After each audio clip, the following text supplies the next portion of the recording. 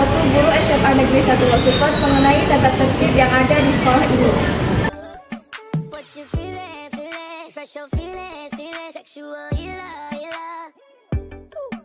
Perkenalkan, nama saya Nebi Alfa Mustika dari 12 IPA 2. Nah, kedatangan saya hari ini untuk mewawancara Ibu tentang tata tertib SMA Negeri 1 Losukan. Nah, pertanyaannya itu, upaya apa saja yang dilakukan sekolah untuk mengenal tata tertib tersebut? Sekolah, yang namanya sekolah pasti kan punya tata tertib. Ya, benar.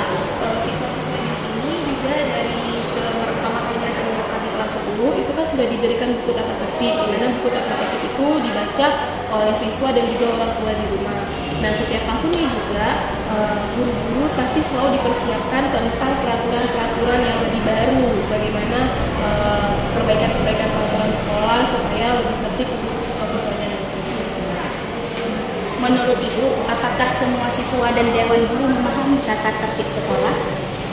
Harusnya seperti itu, karena juga ngomong tata tertib ini pasti selalu diulang-ulang kan. Kalian juga pasti sering mendengar di upacara bendera misalnya, dan di dewan guru juga seperti itu. Setiap kali ada rapat guru pasti tentang peraturan itu selalu diingatkan kembali. Pertanyaan selanjutnya ya Bu, menurut Ibu pernahkah sekolah mengalami hambatan dalam mengenal tata tertib sekolah? Kalau hambatan pasti ada, karena yang namanya siswa itu jumlahnya ramai, ini juga ramai. Dan setiap guru pasti punya jalan atau pikiran masing-masing dalam berproses. Ini kemudian diskusi kepada guru-guru, kemudian dalam rapat guru dan tata tertib untuk tahun ajaran selanjutnya. Nah, pada siswa juga perlu disosialisasikan, makanya dalam buku tata tertib sekolah itu selalu pasti ada pembahasan. Ini pertanyaan yang terakhir Bu, upaya apa saja yang dilakukan sekolah untuk menanamkan kedisiplinan sekolah agar semua warga sekolah memiliki sikap disiplin?